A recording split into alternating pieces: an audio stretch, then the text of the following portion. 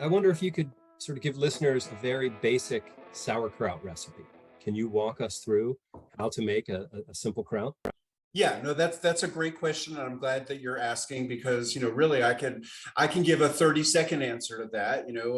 Shred vegetables, create surface area, salt them to taste, add other seasonings if you like. Then spend a few minutes either squeezing or pounding. And what this does is breaks down cell walls, helps release juices. The objective is to get the vegetables submerged under their own juices. And then you pack them into your vessel. Now, let me explain it in a little bit more detail. But I mean, the process could not be simpler. And so, every fermentation involves, trying to manipulate environmental conditions to encourage the growth of the organisms that we want and simultaneously discourage the growth of organisms that we don't want. So, on every head of cabbage, there is not only the lactic acid bacteria that we want, which, by the way, are not only on cabbage, they're on hemp, they're on radishes, they're on every plant growing out of soil on planet Earth, so far as botanists and microbiologists can tell. So lactic acid bacteria are always there. There's no need to add a little packet of powder, although there are people who will try to sell you packets of powder for starting sauerkraut, but you don't need that. It's all there on whatever kinds of vegetables you want to use. You don't have to limit yourself to cabbage. You could use carrots, turnips, mix different vegetables together.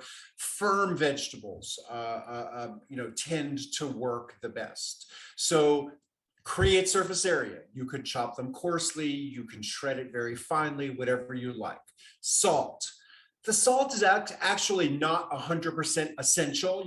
There are traditions of fermenting without salt. Generally, you won't maintain a good texture because what gives vegetables crispness are pectins, and salt hardens pectins, and salt slows down enzymes that over time can break down pectins. So salted to taste. Like, if you grew up in a family where your grandparents were making kraut and learned from their grandparents, they probably were using a lot of salt because you go back a few generations and the sauerkraut, what meant survival through the winter, vitamin C through the long season where there's no fresh vegetables. But if your context is different, most likely in the 21st century, and you can make a much lower salt sauerkraut, salt to taste. Add salt a little bit at a time. Let the flavor of it be your guide, but it's always easier to add salt than it is to take salt away. So salted to taste, add other seasonings. I love caraway seeds. Some people love juniper berries. You can add garlic, dill. You can be experimental. You can add like curry spices. I once had vanilla sauerkraut served to me. You don't be afraid to experiment with the seasonings.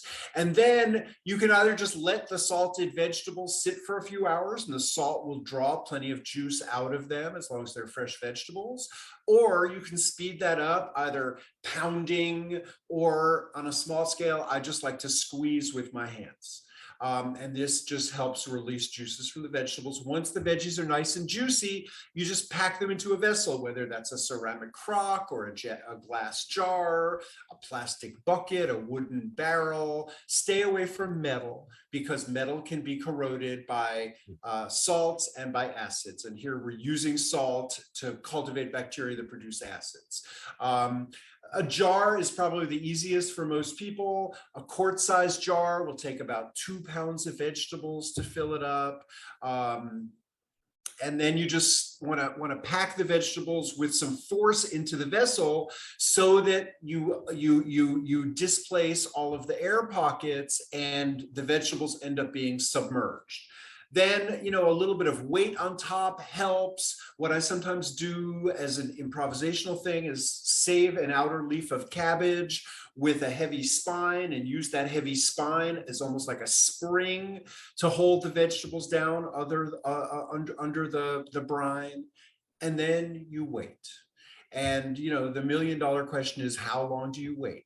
How long does it need to ferment for? And there's no objective answer to that question. To a certain degree, it'll depend on the temperature and the environment where you ferment it. If you want to ferment it all winter long, then a cellar is perfect, where it stays roughly the Earth's temperature. If you want to do it in your kitchen, which is what I would recommend for most people, trying this out for the first time, give it 4 or 5 days and then taste it. And then pack it down, wait a few more days, taste it again. The acids accumulate over time. It'll get more and more acidic, not infinitely, it'll reach some plateau. But, the thing is, people like it at different levels of acidity. And that's why ultimately it's a subjective question. And so maybe you'll get to the bottom before you ever think that it's too sour. Or maybe one day you'll taste it and you'll think, like, I don't want this to get any more sour. This is plenty sour for me, for my kids, for my partner, whoever. And then, well, guess what? Chances are, if you're living in the United States in 2022, you have a fermentation slowing device in your kitchen. That's the refrigerator. Just put it into the refrigerator and then it'll last indefinitely. But hopefully it won't last indefinitely, because it'll be so delicious that you'll just want to eat it. And a lot of times people's block is they don't know what to do with sauerkraut. So, this morning I had eggs. I had like a vegetable scramble. I have a little bit of sauerkraut with it. Anytime I make a sandwich, I put a little bit of sauerkraut on it. Sauerkraut's a great, side dish with almost anything that you could prepare. If you have extra juice at the end, don't pour that down the drain. Either drink it or use it in like salad dressings and other kinds of sauces. Sauerkraut is wonderful. I mean, I think that one of the nutritional powers of sauerkraut is the probiotics. So you want to eat some of it raw, but that doesn't mean you could never cook it. And, all of the traditions that make use of, sauerkraut, kimchi, other styles of fermented vegetables also cook with them. So like in Polish cuisine, there's this great thing called bigos, which sometimes is translated as like hunter's stew. But basically you marinate meat in the sauerkraut and then you stew it slowly for a long time in the sauerkraut, and it's incredibly delicious. In Korean culture, people make this kimchi soup, which is incredibly delicious. So don't be afraid to cook with some of it, but just make sure you eat a little bit of it raw so you get the benefit of those probiotics. All right. Thank you for walking us through that.